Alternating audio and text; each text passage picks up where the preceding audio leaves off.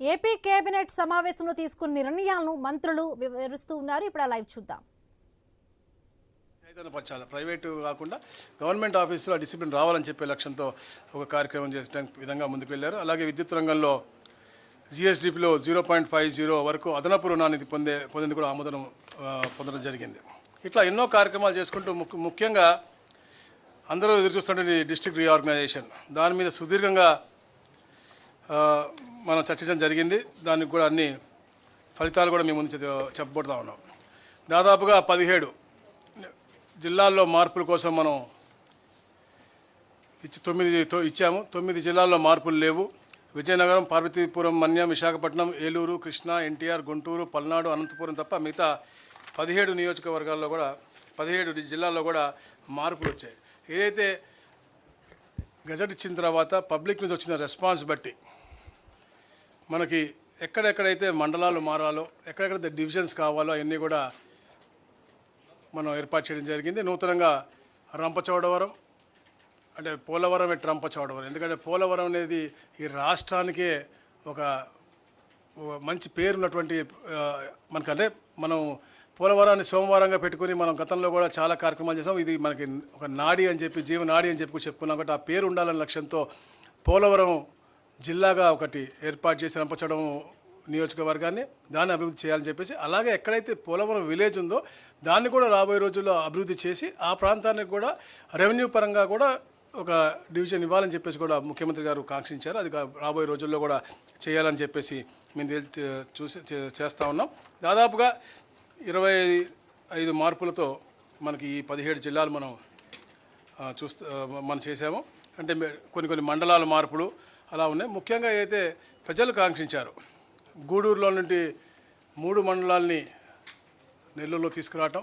ఎప్పటి నుంచో గూడూరు ప్రజలు నెల్లూరుకి చాలా దగ్గరగా ఉన్నాం, మేము తప్పకుండా అటు వెళ్ళాలని చెప్పేసి వారు కోరారు. అందుకనే కోట, చిలకూరు మండలం, గూడూరు మండలం మనం నెల్లూరుకు తీసుకొస్తాను. అలాగే కింద ఉన్నటువంటి 2 మండలాన్ని మనం తిరుపతిలో పెడతా ఉన్నాం. దాని ద్వారా ఏమవుతుందంటే దుగ్గరాజపట్నం పోర్టు కిందకు ఉంటుంది తిరుపతి జిల్లాలో, పైకి కృష్ణపట్నం పోర్టు మొత్తం కూడా అటు. ఎందుకంటే ఇంతకుముందు గత ప్రభుత్వం చేసింది ఎక్కడ కూడా ప్రాపర్గా ఆలోచించకుండా, మంచి పరిపాలనా సౌలభ్యం ఉండే విధం ఉండకుండా ఆ కార్యక్రమాలు చేశాయి. అందుకనే ఇవన్నీ కూడా మనకి ఇబ్బంది ఉంటుంది. అలాగే ఏదో రంపచోడవరం ముందు ముఖ్యంగా చెప్పాను నేను, ట్రైబల్స్ వారి యొక్క అభివృద్ధి అనేది ఎక్కడ కూడా కుంట పడకూడదు. అక్కడ మంచి పరిపాలన లక్ష్యంతోనే ఒకే పార్లమెంట్లో 3 జిల్లాలు అయినప్పటికీ కూడా అది తప్పకుండా ఏర్పాటు చేయాల్సిన అవసరం ఉంది అనే లక్ష్యంతోనే ఈ కార్యక్రమం చేపట్టారు. రంపచోడవరం అలాగే ముంపు ప్రాంతంలో ఉన్నటువంటి ఆ మండలాలు కూడా తప్పకుండా చేయాలి, అది అభివృద్ధి చేయాలి లక్ష్యంగా రంపచోడవరంని ఒక మంచి జిల్లాగా మనం ఈరోజు చేయడం జరిగింది. అలాగే సామర్లకోట మండలాన్ని మనం పెద్దాపురంకి మార్చడం, అంటే కలిపి అటు మండలం మార్చడం. అలాగే ఏదైతే మండపేట ప్రజలు ఎప్పటి నుంచో కాంక్షిస్తూ ఉన్నారు, రాజమండ్రి కూతవేటి దూరంలో ఉంటాం మేము, రాజమండ్రిలో మమ్మల్ని కలపాలి అనేది, అది గతంలో చాలా రిప్రజెంటేటివ్ వచ్చినాయి, అవి కూడా చేయటం జరిగింది. అలాగే ముఖ్యంగా పెనుగొండ ఏదైతే మనకి వెస్ట్ గోదావరిలో ఉన్నటువంటి పెనుగొండ గ్రామాన్ని వాసవి పెనుగొండగా మార్చాలని చెప్పేసి ఎప్పటి నుంచో కాంక్షిస్తూ ఉన్నారు. ఎందుకంటే అక్కడ వాసవి మాత జన్మస్థలం అని చెప్పేసి వారు కోవటం జరిగింది. ఆ పేరు కూడా మార్పుడు కూడా ఈరోజు క్యాబినెట్లో ఆమోదం పొందడం జరిగింది. అలాగే ముఖ్యంగా ఈ ప్రాంతానికి వస్తే అద్దంకి నియోజకవర్గం బాపట్ల నుంచి ప్రకాశం జిల్లాలోకి, అలాగే నూతనంగా రెవెన్యూ డివిజన్ ఏర్పాటై దర్శి నియోజకవర్గం మొత్తం కూడా అంటే చాలా చూసామని మధ్యలో దొనకొండ అటు వెళ్తుంది, ఎటు వెళ్ళక మొత్తం దర్శి నియోజకవర్గం కూడా అద్దంకి సబ్ డివిజన్లో ఉండి ప్రకాశం జిల్లాలో ఉండే విధంగా ఏర్పాటైంది. మార్కాపురం, కనిగిరి, ఎర్రగొండపాలెం, అలా గిద్దలూరు కలిపి నూతన జిల్లా ఏదైతే ఎప్పటి నుంచో అందరూ కాంక్షిస్తూ ఉన్నారు ప్రాంత ప్రజలు, వాళ్ళందరి కళలు సాకారం అయ్యే విధంగా ఒక అభివృద్ధి చేయబడే విధంగా ఈ యొక్క కార్యక్రమం చేయడం జరిగింది. మార్కాపురం జిల్లా పూర్తి నియోజకవర్గాలు మార్కాపురం, గిద్దలూరు, కనిగిరి, ఎర్రగొండపాలెం.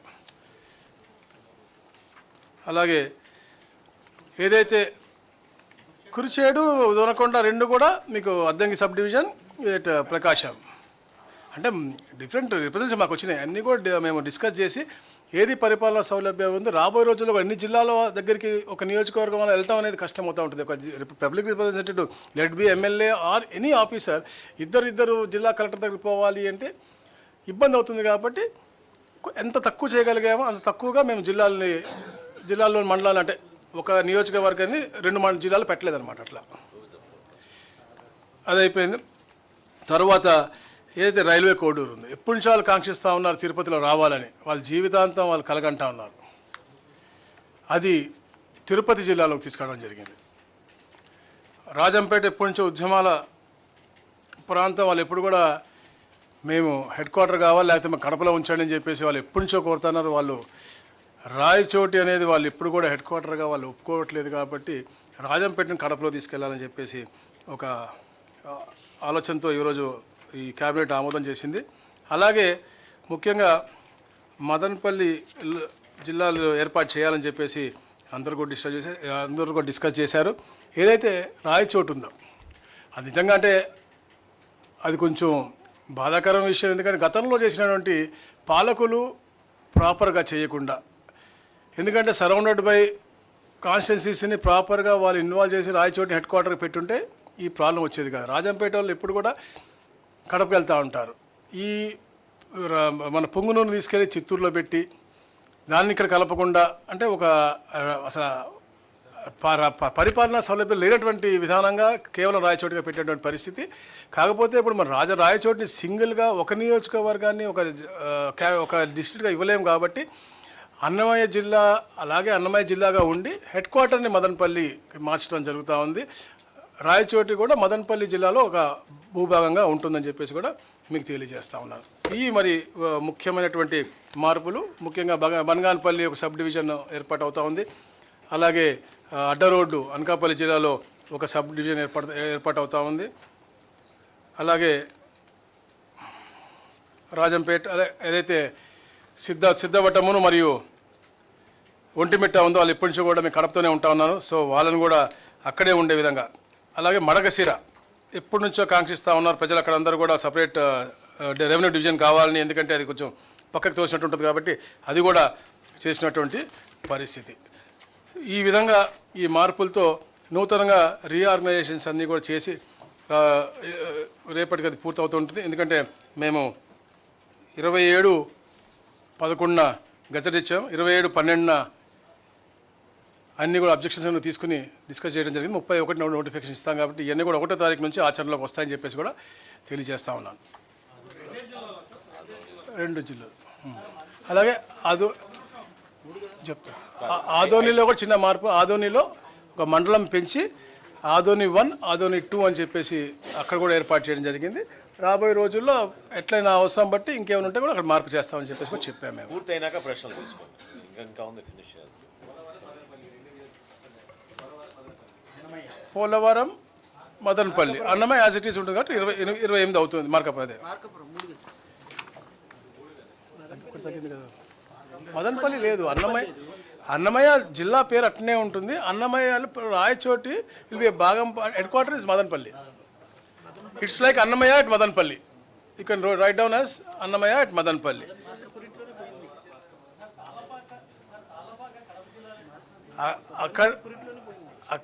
ఇప్పుడు మీరు అలా అంటున్నారు. ఏడుకొండల స్వామి దగ్గర ఉన్నటువంటి వ్యక్తి అన్నమయ్య. మీరు ఒక ప్రాంతానికి ఎందుకు పెడతారండి?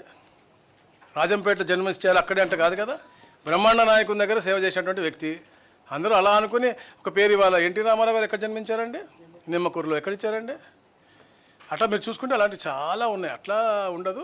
వాళ్ళకు ప్రాముఖ్యత ఉన్నటువంటి వారు ఎక్కడైనా పెట్టుకోవచ్చు. అందుకనే పెట్టాను. పోలవరం కూడా పోలవరం ఉన్నటువంటి ప్రాంతం రావట్లేదు, పక్కనిస్తుంది. ఎందుకంటే ఎక్కడైతే రీహాబిలిటేషన్స్ జరిగినాయో, ఎక్కడైతే మనుషులు అందరు కూడా ఇక్కడ నుంచి అక్కడికి మార్చబడ్డారో, అక్కడ డెవలప్ చేస్తానో అక్కడ పెట్టాము.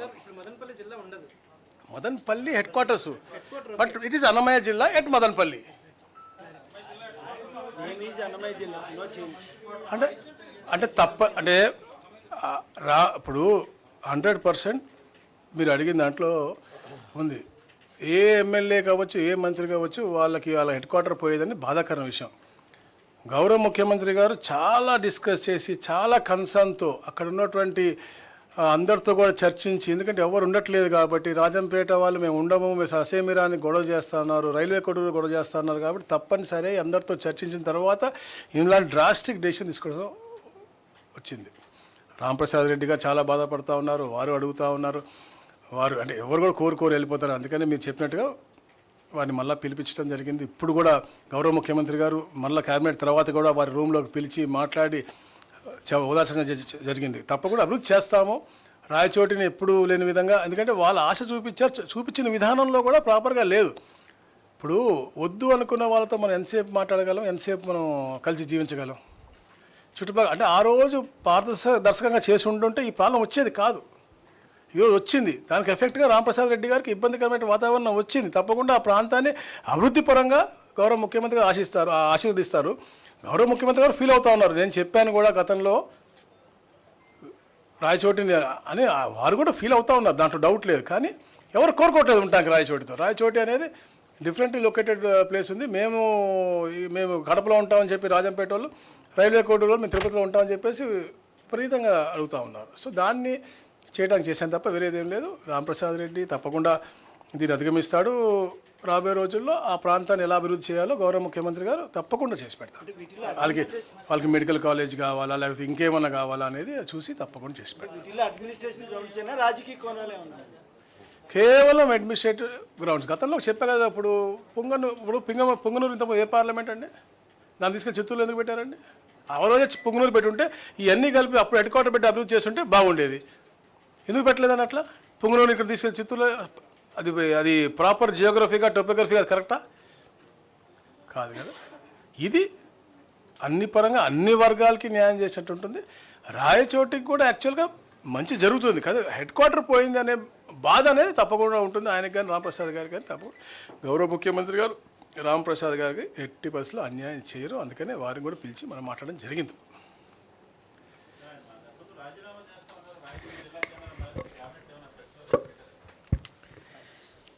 అతను మెచ్యూర్డ్ ఈ మనిషి, అతను కూడా ఆ ప్రాంత అభివృద్ధి కావాలి, దాని దిశగానే పోతారు. కానీ ఎక్కడ కూడా రాజీనామాలు అలాంటి హేస్టీ డెసిషన్స్ ఎవరు తీసుకోరు. అది కాదండి, ఈ నిర్ణయాలు జిల్లాల పునర్విభజన, అదేవిధంగా మండలాల్లో ఏదైతే పరిపాలన సౌలభ్యంగా కొన్ని మార్పులు తీసుకొచ్చామో, మా ఉపసంఘం దాదాపు 5-6 సార్లు మేము కూర్చోడమే కాకుండా అనేక మంది ప్రజల దగ్గర నుంచి, ప్రజాప్రతినిధుల దగ్గర నుంచి వినతులు స్వీకరించి లోతుగా అధ్యయనం చేసి, పరిపాలన సౌలభ్యమే కాకుండా ప్రజలు ఏ విధంగా కోరుకుంటున్నారు, వాళ్ళకు కూడా ఏ విధంగా దగ్గర అవుతుంది పరిపాలన అనే ఉద్దేశంతో దీని గురించి ఒక అవగాహన తెచ్చుకున్న తర్వాతే మేము గౌరవ ముఖ్యమంత్రి గారికి ఆ నివేదిక అందించాం. ఇందులో రాజకీయ కోణమో లేకపోతే ప్రత్యేకంగా ఒక నియోజకవర్గానికి ఇబ్బంది అవడం అనేది కొంచెం ఇబ్బంది అయినా గౌరవ ముఖ్యమంత్రి గారు బాధ్యత తీసుకుని సంబంధించిన మంత్రి గారు రాంప్రసాద్ రెడ్డి గారితో కూడా ప్రత్యేకంగా ఆయన సమావేశమై ఆ ప్రాంతానికి మరింత అభివృద్ధి చేసే విధంగా మనం ఖచ్చితంగా ఒక మాట ఇద్దాం, దానికి నిలబడదాం. అయితే పరిపాలన సౌలభ్యంని బేస్ చేసుకుని వితౌట్ ఎనీ పొలిటికల్ ప్రెజుడిస్ చాలా క్లియర్గా, ఆనెస్ట్గా, ట్రాన్స్పరెంట్గా చేసిన ఎక్సర్సైజ్లో భాగంగా ఆ కాన్స్టిట్యున్సీ రాయచోటి నియోజకవర్గంలో జిల్లా హెడ్ క్వార్టర్స్ ఏదైతే ఉందో ఈ రోజున మదనపల్లికి షిఫ్ట్ చేయాల్సిన అవసరం వచ్చింది. కాబట్టి ఇందులో వేరే విధంగా ఆలోచించాల్సిన అవసరం ఎవరికి లేదు. తప్పకుండా ఆ స్థానికంగా ఉన్న ప్రజలందరికీ కూడా మేలు జరిగే విధంగా గౌరవ ముఖ్యమంత్రి గారు స్పందిస్తారని నేను భావిస్తున్నాను. సంక్షేమం, అభివృద్ధి, అదేవిధంగా భవిష్యత్తు, ఈ మూడింటిని దృష్టిలో పెట్టుకుని గౌరవ ముఖ్యమంత్రి గారు 2025లో మా కూటమి ప్రభుత్వం Telugu Desam party, Janasena party, Bharatiya Janata party ఏ విధంగా కేంద్రం నుంచి గౌరవ ప్రధానమంత్రి నరేంద్ర మోడీ గారి సహకారంతో మన రాష్ట్రంలో గౌరవ ముఖ్యమంత్రి గారు చంద్రబాబు నాయుడు గారు, అదేవిధంగా గౌరవ ఉప ముఖ్యమంత్రి గారు పవన్ కళ్యాణ్ గారు కలిసి ప్రభుత్వంలో చేస్తున్న అనేక కార్యక్రమాలు దిగ్విజయంగా ఏ విధంగా మనం 2025 సంవత్సరంలో పూర్తి చేసుకున్నామో వాటి గురించి క్యాబినెట్లో చివరిలో ముఖ్యమంత్రి గారు సహచార మంత్రులందరికీ కూడా తెలియజేయడం జరిగింది. దానికి పూర్తి వివరాలు మేము మీకు అందించబోతున్నాం. కానీ ఇందాక అన్నట్టు అభివృద్ధితో పాటు సంక్షేమం ఎన్నడూ లేని విధంగా 50,000 కోట్ల రూపాయలు ఈరోజు ఎన్టీఆర్ భరోసా పెన్షన్ల ద్వారా రాష్ట్ర ప్రజలకు అందించగలిగాం. 1వ తారీఖే కాదు, 1వ తారీఖు ఒక సెలవు అయితే ఒక రోజు ముందే ఆ కుటుంబాలకి చేర్చే విధంగా ఒక నిర్ణయం తీసుకున్నాం. అదేవిధంగా గ్రామ సచివాలయాలు, వార్డు సచివాలయాలు అయితే గతంలో ఆ ప్రభుత్వం కొంతవరకు సరైన ఒక సిస్టమ్ ఏర్పాటు చేయకుండా చేశారో ఆ మార్పు కూడా తీసుకొచ్చి ఈరోజు క్యాబినెట్లో స్వర్ణ గ్రామం స్వర్ణ వార్డ్ అనేది ఈరోజు మా క్యాబినెట్ దీనికి పూర్తిగా మద్దతు పలికింది. రాష్ట్రంలో ఉన్న రహదారులకి ఈ రోజు వరకు 1200 కోట్లు, అదేవిధంగా కొత్తగా 2500 కోట్ల రూపాయల వరకు మంజూరు చేసి రహదారుల మరమ్మతుల కోసం రాష్ట్ర వ్యాప్తంగా